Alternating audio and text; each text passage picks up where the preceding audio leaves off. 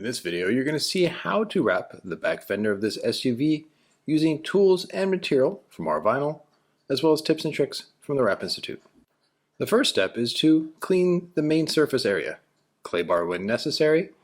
Also, put a big focus on the edges. This is to ensure a long-term hold. Open the doors. This is to clean the inside area, as the material will be wrapped here as well.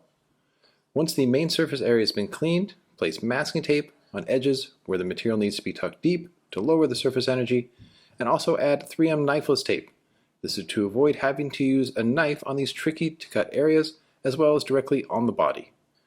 It's also highly recommended to put 3M Knifeless Tape around tight rubber that is often around the windows.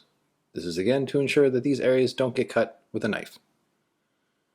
Now it's time for install, and it's time to prep the panel. Make sure you have enough of the color change film from Rvinyl that covers top to bottom, left to right. Carefully roll the panel out on the side of the vehicle, then using magnets, hold it in place, then take what's called a snitty and trim away the excess film. Always give yourself an extra 3 to 4 inches of film on all edges. This will allow you to safely tuck the film in and work it evenly onto the surface. Once the excess film has been cut away, now it's time for install. We'll begin with the back. Open the door so the material can be tucked inside the body. Release the liner at the very end. Cut the excess liner away with a snitty. Crease the liner so it's easy to grab once this section has been applied. Then carefully flip the film over and hook it on the corner. Once it's hooked on the corner, then the material can be stretched along the lower portion of the back fender.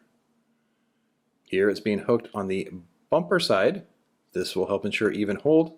Then pull it along the body line that separates the top and bottom of this area. Once it's hooked on the body line, now it's time to evenly stretch the material to create what is called glass, which means having no wrinkles on the surface. Once glass has been achieved, then the material can be squeegeed evenly on the surface.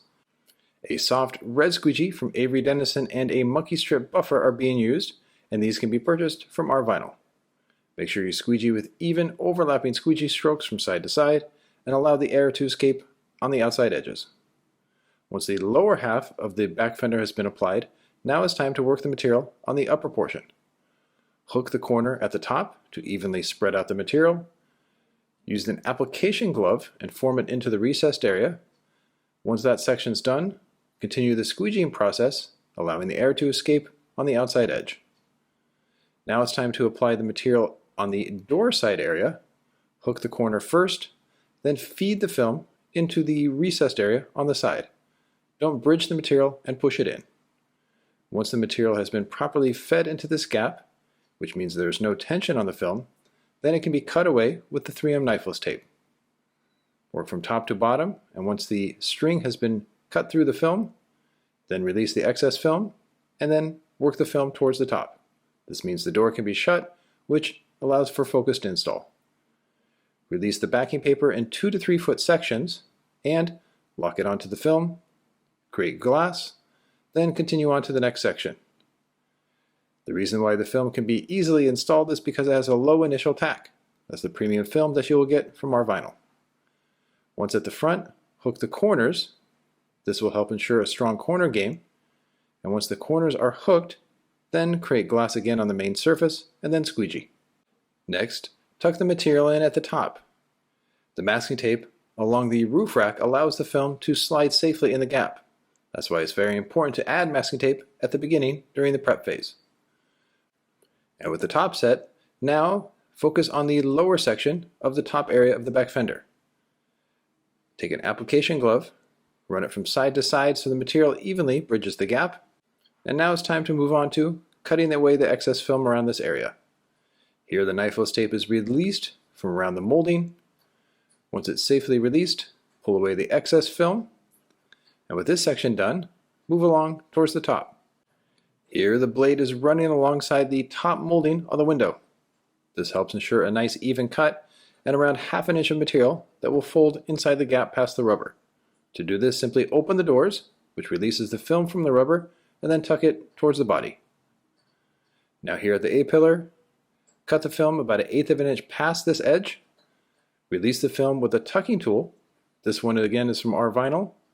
Once the film is lifted up from this edge, simply tuck it into the gap with the tucking tool again. That masking tape again allows the film to tuck in there nice and safe.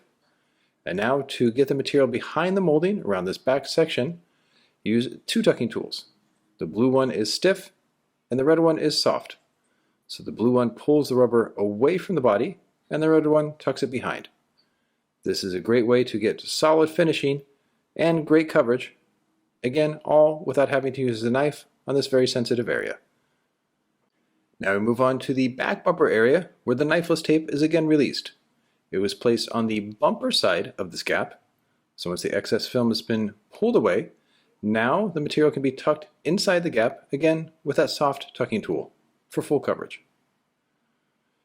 For the area above the wheel well, there's molding, so the material is picked up, tucked into the gap, and then cut safely away with a knife. Always make sure you click the blade before cutting to ensure a safe cut, and tuck it deep into the gap. Now we move on to the gas cap. The material bridges the gas cap area, so it's very important to feed the mouth. Feeding the mouth means pulling the material into the recessed area first, so there's minimal tension, tuck it to the edge, and then cut it safely away with a very sharp knife. Once the excess film has been removed, come back in and seal the deal with the tucking tool. This means that the install portion on the back fender is done, but it's very important to finish strong, which means going around all the edges with a heat gun to make sure they're fully sealed, and go over the main surface area to make sure that there's no bubbles. Once this heat check has been done, always wipe it down with an aftercare cleaner, and again all these can be purchased from Rvinyl. And with that, here's a shot of the final result, and as you can see, with the right tips and tricks from the Wrap Institute, as well as great tools and material from Rvinyl, you can transform the back fender of an SUV with style and great quality.